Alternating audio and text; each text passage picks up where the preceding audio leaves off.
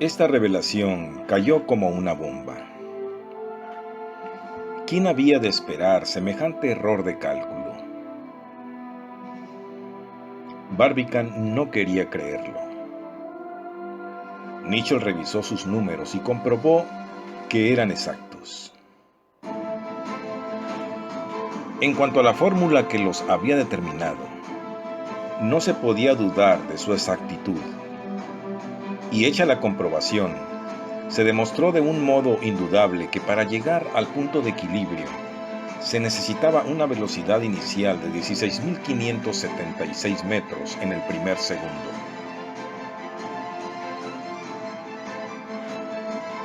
Los tres amigos se miraron, silenciosos. Nadie pensaba en almorzar. Barbicane, con los dientes apretados, contraídas las cejas y los puños crispados convulsivamente, observaba al través del cristal. Nicholl, cruzado de brazos, repasaba sus cálculos. Miguel Ardan murmuraba: «Véase lo que son los sabios. Siempre hacen lo mismo. Daría 20 pesos por caer sobre el observatorio de Cambridge y aplastar en él a todos esos emborronadores de papel». De repente, el capitán hizo una reflexión que se dirigía a Barbicane. «Sin embargo», dijo, «son las 7 de la mañana. Hace 32 horas que hemos partido. Hemos recorrido más de la mitad de nuestro trayecto y no caemos, que yo sepa». Barbicane no respondió, pero después de echar una mirada rápida al capitán, tomó un compás que le servía para medir la distancia angular del globo terrestre. Luego, por el cristal inferior, hizo una observación muy exacta, en atención a la inmovilidad aparente del proyectil. Levantándose entonces y secándose el sudor que le bañaba la frente, trazó algunas cifras en el papel. Nicholl comprendía que el presidente quería deducir de la medida del diámetro terrestre la distancia del proyectil a la Tierra, y le miraba con viva ansiedad. «No», gruñó Barbicane, al cabo de algunos instantes. «No caemos. Nos hallamos a más de 50.000 leguas de la Tierra. Hemos pasado ya del punto en que debía detenerse el proyectil. Si su velocidad no hubiera sido más que de 11.000 metros en el momento de salir. Seguimos subiendo». «Es indudable», respondió Nicholl. «Y de ahí debemos deducir que nuestra velocidad inicial bajo el impulso de las 400.000 libras de algodón pólvora ha excedido de los 8.000 metros necesarios.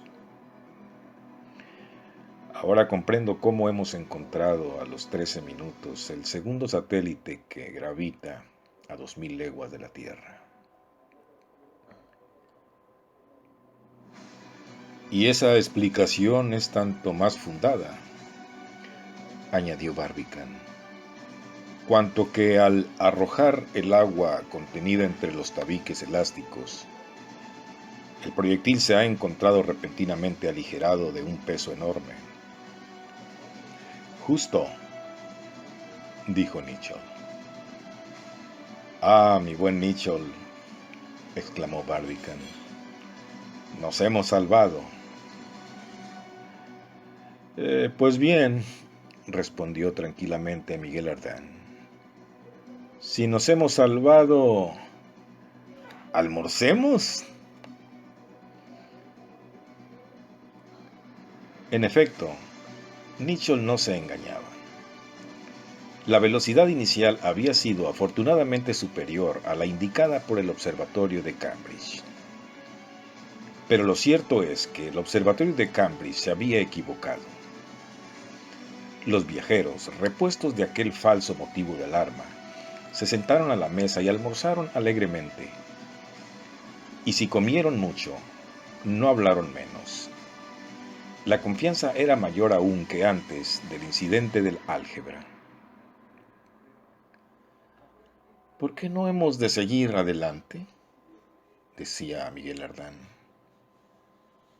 ¿Por qué no hemos de llegar? Nos hemos lanzado, no tenemos obstáculos delante. El camino está expedito, sin piedras en que tropezar. Marchamos con más libertad que el barco por el mar y el globo por el aire. Pues bien, si un barco llega a donde quiere y un globo sube tanto como le parece, ¿por qué nuestro proyectil no ha de llegar al punto a donde ha sido dirigido? Llegará, aseguró Barbicane. Aunque solo fuera por honrar al pueblo americano, añadió Miguel Ardán. Al único pueblo capaz de llevar a feliz término una empresa semejante. Al único capaz de producir un presidente Barbicane. Se me ocurre una idea. Ahora que estamos descuidados, ¿qué va a hacer de nosotros? ¿Vamos a aburrirnos soberanamente? Barbicane y Nichols hicieron un ademán negativo. Pero yo he previsto el caso, amigos míos, añadió Miguel Ardán. No hay más que hablar. Tengo a vuestra disposición ajedrez, damas, naipes y dominó. Solo me falta una mesa de billar. ¿Cómo?, preguntó Barbicane. ¿Has traído todos esos trastos? Como lo oyes, respondió Miguel. Y no tan solo para distraernos, sino también con la sana intención de regalarnos a los cafetines selenitas. Amigo mío, dijo Barbicane, si la luna está habitada, sus habitantes han aparecido muchos miles de años antes que los de la Tierra. Porque no se puede dudar de que aquel astro es más viejo que el nuestro. Por consiguiente, si los selenitas existen desde hace centenares de miles de años, si su cerebro se haya organizado como el cerebro humano, es indudable que han inventado ya no solamente cuanto hemos inventado nosotros, sino lo que inventaremos en muchos siglos. Así que nada podremos enseñarles, mientras que ellos podrán enseñarnos mucho. ¿Cómo?, respondió Miguel. ¿Crees que habrán tenido ya artistas como Fidias, Miguel Ángel o Rafael? Sí. ¿Y poetas como Homero, Virgilio, Milton, Lamartine y Víctor Hugo? Estoy seguro. ¿Filósofos como Platón, Aristóteles, Descartes y Kant? No lo dudo. ¿Sabios como Arquímedes, Euclides, Pascal y Newton? Lo juraría. ¿Cómicos como Arnal y fotógrafos como Nadar? Me atrevo a apostarlo. Entonces, amigo Barbicane, si están tan adelantados como nosotros, o más estos selenitas, ¿por qué no han pretendido comunicar con la Tierra? ¿Por qué no han lanzado un proyectil lunar hasta las regiones terrestres? ¿Y quién te dice que no lo hayan hecho?, respondió muy seriamente Barbicane. En efecto, añadió Nicholl, les era más fácil que a nosotros, y por 2 razones. La primera, porque la atracción es 6 veces menor en la superficie de la Luna que en la de la Tierra, lo cual permite a un proyectil elevarse más fácilmente. Y la segunda, porque bastaba enviar ese proyectil a 8.000 leguas en lugar de 80.000, lo cual no exigía más que una fuerza de proyección 10 veces menor que la empleada por nosotros. Entonces, insistió Miguel, lo repito, ¿por qué no lo ha hecho? Y yo, replicó Barbicane, repito también, ¿quién dice que no lo hayan hecho? ¿Cuándo? Hace muchos miles de años, antes de aparecer el hombre sobre la Tierra. ¿Y dónde está el proyectil? Yo quiero ver ese proyectil. Amigo mío, respondió Barbicane, el mar cubre las 5/6 partes de nuestro globo, lo cual son por lo menos 5 buenas razones para suponer que si el proyectil lunar fue lanzado, puede hallarse a estas horas en el fondo del Atlántico o del Pacífico, a no ser que se sepultara en alguna hendidura en la época en que la corteza terrestre no se había formado del todo.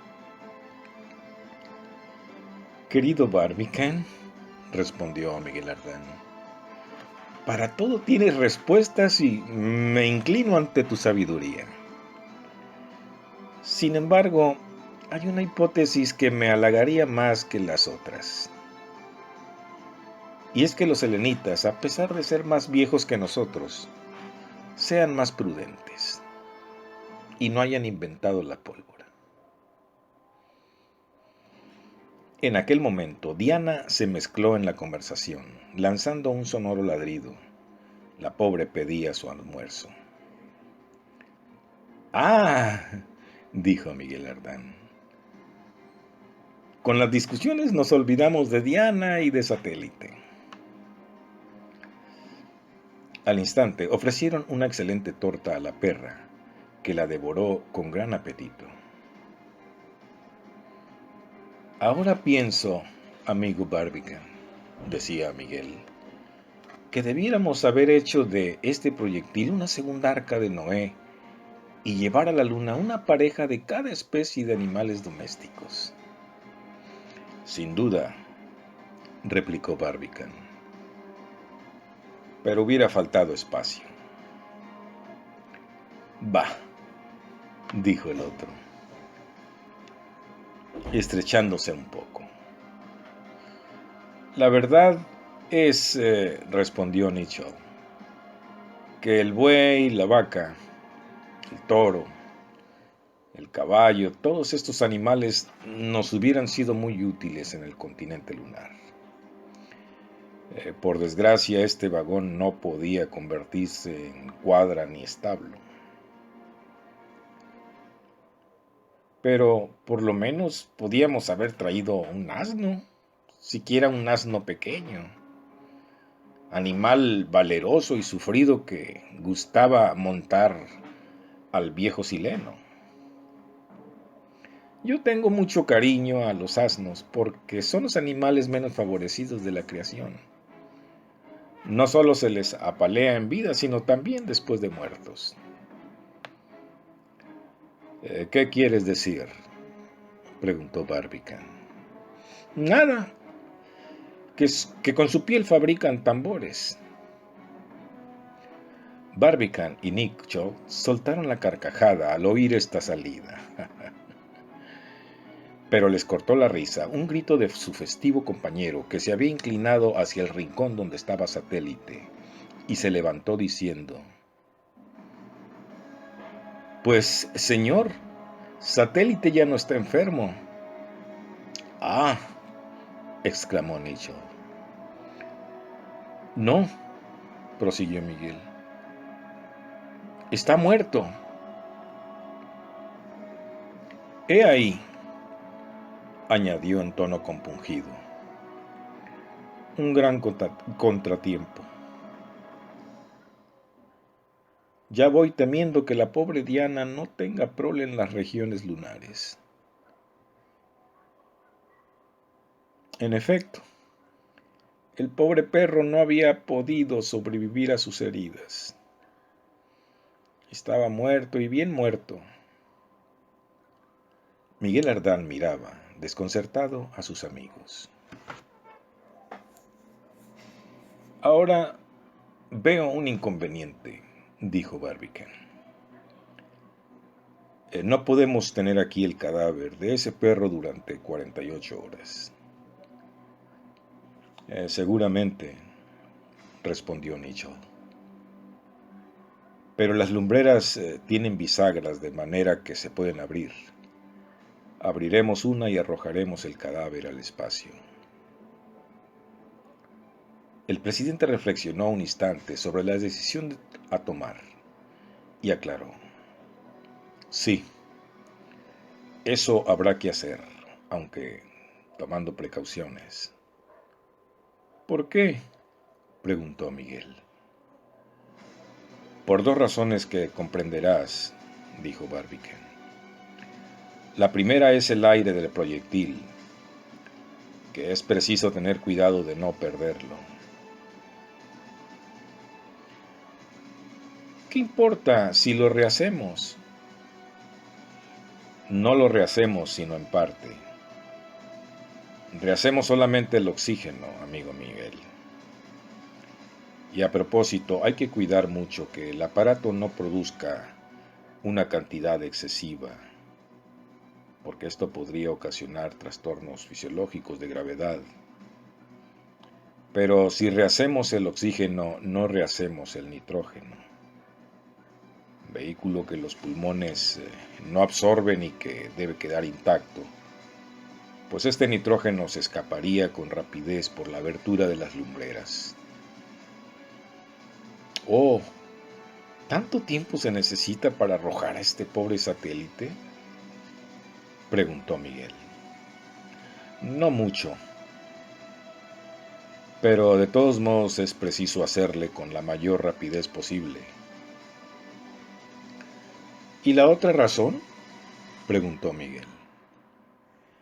La otra razón es que no conviene dejar penetrar en el interior del proyectil los fríos exteriores, que son excesivos, so pena de exponernos a quedar helados. Sin embargo, el sol calienta nuestro proyectil, que absorbe sus rayos, pero no calienta el vacío en que flotamos, donde no hay aire, no hay calor ni luz difusa. Y así como reina oscuridad, reina frío. Allí donde no llegan directamente los rayos del sol. Esta temperatura no es sino la producida por la estelar, es decir, la que sufriría el globo terrestre si el sol se apagara un día. Lo cual no es de temer, respondió Nicholl. ¿Quién sabe?, añadió Miguel Ardán. Además, aún admitiendo que el sol no se apague, no puede suceder que la Tierra se aleje de él. Vaya, exclamó Barbicane. Ya sale Miguel con sus ocurrencias. ¿Eh?, replicó Miguel. Pues no sabemos todos que la Tierra ha atravesado la cola de un cometa en 1861. Supongamos, pues, que aparece otro cometa de fuerza atractiva superior a la atracción solar. La órbita de la Tierra se inclinaría hacia el astro errante, con lo cual nuestro globo, convertido en satélite de aquel, se vería arrastrado a una distancia tal que los rayos del sol no tendrían acción alguna en su superficie. Pudiera suceder, en efecto, respondió Barbicane, pero las consecuencias de ese cambio podrían ser mucho más temibles de lo que tú supones. ¿Y por qué? Porque el frío y el calor seguirían equilibrándose en nuestro globo. Se ha calculado que si la Tierra se hubiera visto arrastrada por el cometa de 1861, habría sentido en su mayor distancia del Sol un calor que no hubiera llegado a 16 veces el de la Luna. Calor que, concentrado en las lentes más fuertes, no produce efecto sensible. ¿Y qué? Dijo Miguel. Aguarda, respondió Barbicane. Se ha calculado también que en su perihelio, o distancia más corta del Sol, la Tierra hubiera sufrido un calor igual a 28.000 veces el del estío. Pero aquel vapor capaz de vivificar las materias terrestres y de vaporizar las aguas, hubiera formado un anillo de nubes que habría templado esa temperatura excesiva. De ahí la compensación entre los fríos del afelio y los calores del perihelio, cuyo resultado habría sido una temperatura media probablemente soportable. Pero ¿en cuántos grados se calcula la temperatura de los espacios planetarios?, preguntó Nicholl. En la antigüedad se creía, respondió Barbicane, que esa temperatura era sumamente baja, llegándose a fijarla en millones de grados bajo cero. Pero un compatriota de Miguel, el ilustre Fourier, de la Academia de Ciencias, ha hecho cálculos incontestables, de los cuales se deduce que esa temperatura no baja de 60 grados bajo cero, que es, con poca diferencia, la temperatura observada en las regiones polares, en la isla Melville o en el fuerte Reliance, 56 grados bajo cero. Falta probar, notó Nicholl, que Fourier no se haya equivocado en sus apreciaciones. Si no me engaño, otro sabio francés, Roulet, calcula la temperatura del espacio en 160 grados bajo cero. Esto es lo que nosotros comprobaremos. Mas no ahora, respondió Barbicane, porque los rayos solares que atacan directamente nuestro termómetro nos darían una temperatura muy elevada. Pero cuando hayamos llegado a la Luna, durante las noches de 15 días que tiene cada una de sus fases alternativamente, podremos hacer el experimento porque nuestro satélite se mueve en el vacío. ¿Pero qué entiendes por vacío?, preguntó a Miguel. ¿El vacío absoluto? El vacío privado absolutamente de aire, ¿y en el que nada reemplaza al aire? Sí, el éter, respondió Barbicane. Ah, ¿y qué es el éter? El éter, amigo mío, es una aglomeración de átomos imponderables que, en relación con sus dimensiones, dicen las obras de física molecular, se hallan entre sí tan distantes como los cuerpos celestes del espacio. Y, sin embargo, su distancia es menos de 3 millonésimas partes del milímetro.